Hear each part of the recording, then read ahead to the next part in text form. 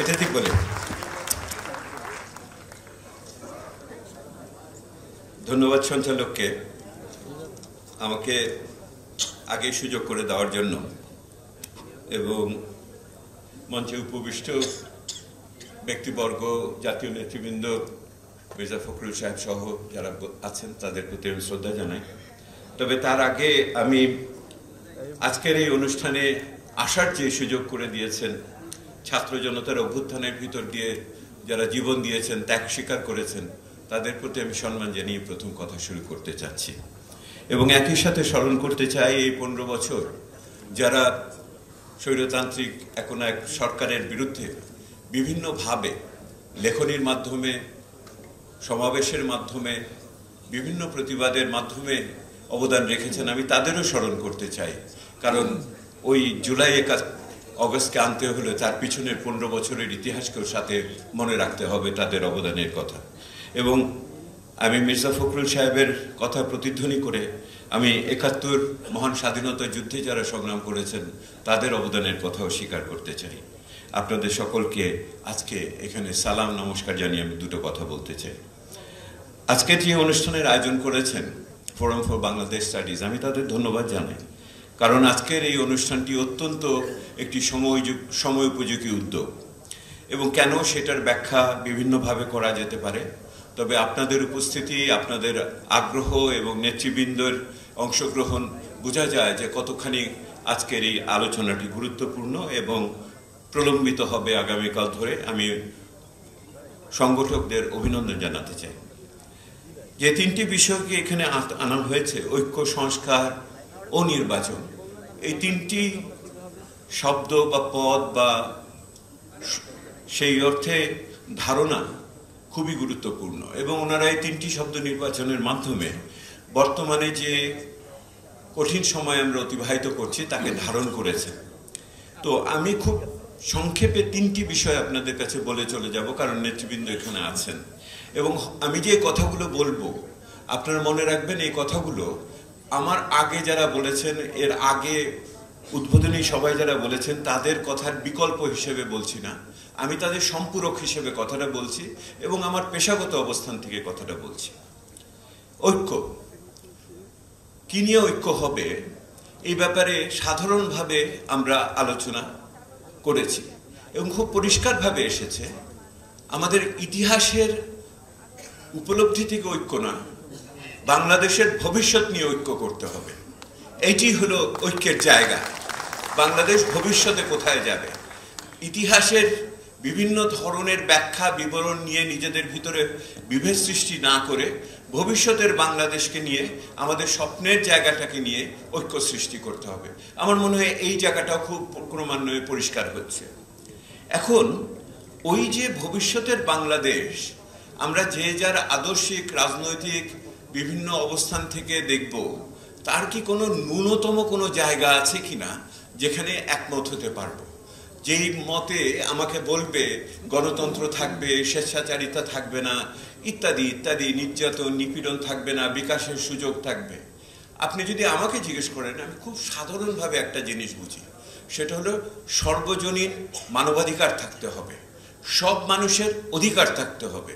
সব মানুষের অধিকার যখন আমি বলি তখন কিন্তু আমি শুধু ঘরের মানুষগুলোর কথা বুঝি না, এই ঘরে যেই মানুষগুলো আছে শেষ বিচারে বাংলাদেশে তারা সচ্ছল মধ্যবিত্তের অংশ।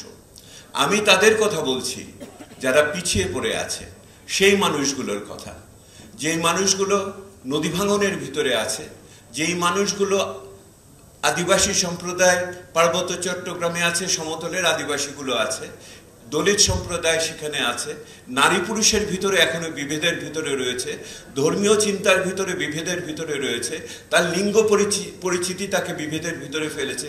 আমি সেই মানুষগুলোর কথা বলছি। সেই মানুষগুলোর বেঁচে থাকার অধিকার, কথা বলার অধিকার, সমাবেশ করার অধিকার, জীবিকা নির্ভর করার অধিকার, সেই নিশ্চয়তা আমাদের পেতে হবে। এইটি ভবিষ্যতে ঐক্যের বাংলাদেশ আমাদের হতে হবে। একটা ন্যূনতম জায়গায় আমাদের একমত হতে হবে, এই সর্বজনীন মানবাধিকারের বিষয়ে সব মানুষ জন্মেছে সমানভাবে, সমানভাবে বেঁচে থাকার, সমানভাবে তাদের সুযোগ পাওয়ার অধিকার আছে, কথা বলার অধিকার আছে, এই জায়গাটা আনতে হবে। সর্বজনীন মানবাধিকারের বিষয়টি আমি গুরুত্ব দিয়ে বলতে চাচ্ছি। আমি দ্বিতীয় যে জিনিসটি বলতে চাচ্ছি আপনাদেরকে, সংস্কারের ব্যাপারে কাঠামোগত প্রশাসনিক সংস্কার ইত্যাদি বিষয়ে অনেক আলোচনা হয়েছে এবং আমরা সকলেই একমত হব সেই যেই বন্দোবস্ততেই আমরা পৌঁছাতে চাচ্ছি সেটার ব্যাপারে। কিন্তু যে বিষয়টি আমার কাছে একটু আশ্চর্য লাগে এই আলোচনার ভিতরে, আমার কাছে একটু ঘাটতি লাগে, এটা আমার পেশার কারণে, সেটা হলো যতখানি না উপরি কাঠামো নিয়ে আলোচনা হচ্ছে, এই দেশের সমাজের ভিত্তি নিয়ে তো অত আলোচনা হয় না। আমি আপনাদের বলছি, এই যে যত আলোচনা শুনলেন, এর ভিতরে কি একবার শুনেছেন আপনারা গার্মেন্টস শ্রমিকের বেতন কত হবে, সে ন্যায্য মজুরি কিভাবে পাবে, আমন ফসল আসছে আমার কৃষক দাম পাবে কিনা? আপনি কি জানেন এই মুহূর্তে মধ্যবিত্ত 80 টাকার শাকের আটি কেমন করে খাবে? কই সেই আলোচনাটা তো আসে না। এই যে যুব সমাজ বসে আছে, একবারও তো আলোচনা হলো না কর্মসংস্থান কেমন করে হবে, ওই সংস্কার কি আমি দেখেছি? কিসের উপরে কাঠামোর সংস্কার করবেন যদি আমার ভিত ঠিক না থাকে? ক্ষমতায়ন তো, আসল ক্ষমতায়ন তো হলো রুটি রুজির ক্ষমতায়ন। আমার কাছে এইখানেই খুব কষ্ট লাগে যে এই বিষয়গুলো আমাদের নেতৃবৃন্দ যত্ন করে দেখছেন না। এটাতেই আমাকে তৃতীয় বিষয় আমাকে নিয়ে আসবে, এবং এই তৃতীয় বিষয়টা আমার আসছে যেহেতু মাননীয় প্রধান উপদেষ্টা আমাকে একটি অত্যন্ত সম্মানের দায়িত্ব দিয়েছিলেন, সেটা সময় মতো শেষ করতে পারায় আমি আমার সহকর্মীরা খুবই গর্বিত বোধ করি। আমরা শ্বেতপত্র রচনা করেছি, আপনারা কল্পনা করতে পারবেন না, সকলে মিলে আমরা বলেছি দেশের ভিতরে লুণ্ঠন হয়েছে। লুণ্ঠনের যে কি মাত্রা, ওইটা আমরা গবেষণা না করলে আপনারা কল্পনাও করতে পারবেন না কি ভয়ঙ্কর অর্থনৈতিক পরিস্থিতির ভিতরে আমরা উত্তরাধিকার সূত্রে পেয়েছি, এবং এটা তো ঠিক করতে হবে।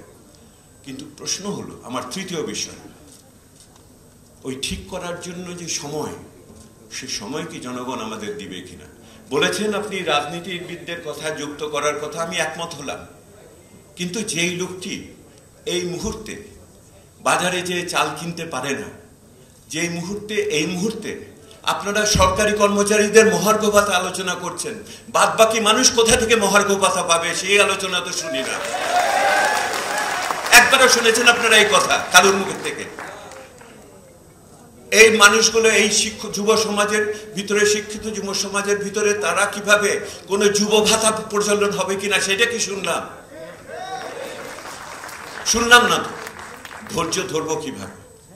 যদি আমার পাশের বাড়িতে রাত্রিবেলা 11টার সময় ডাকাতি হয়, সবচেয়ে সম্ভ্রান্ত বাড়ি এলাকাতে, তাহলে যদি ওই নিরাপত্তা যদি আমার না থাকে, কতদিন আমি সংস্কারের জন্য অপেক্ষা করে থাকবো? আইন শৃঙ্খলার যদি এই অবস্থায় হয় সচিবালয়ের ভিতরে, তাহলে আমরা নিরীহ নাগরিকের আমার কি অবস্থা হবে? কার কাছে যাব? সেহেতু সংস্কার খুব বড় স্বপ্ন, ঐক্য তার জন্য দরকার, নির্বাচনে যেতে হবে, কিন্তু তার আগে মানুষকে স্বস্তি দিতে হবে। সংস্কারমুখী মানুষকে বিপথে নিয়ে যাবেন না, তাকে আইন শৃঙ্খলা না দিয়ে, তার খাওয়ার ব্যবস্থা না করে, তার চাকরির ব্যবস্থা নিশ্চয়তা না করে। এটি আমার তৃতীয় বক্তব্য ছিল। আমার সর্বোত্তম পেতে গিয়ে আমি যেন উত্তমকে হারিয়ে না ফেলি। ইংরেজিতে বলে good is the enemy of the best. আমি সর্বোচ্চ পর্যায়ে যেতে চাই, কিন্তু এই মুহূর্তে সমস্যাগুলোকে মনোযোগে যদি না নেই, তাহলে ওই জায়গাতে যে আমি পৌঁছাতে পারবো না। উপরে আলোচনা করেন মানুষের জীবন জীবিকা, নিরাপত্তার কথা ভুলে যাবেন না। সেটা থাকলেই মানুষ ধৈর্য ধরে আমাদের সকলের সাথে থাকবে। রাজনীতিবিদদেরও এই উপলব্ধিটা আনতে হবে। আপনারা সকলে ভালো থাকবেন। ধন্যবাদ।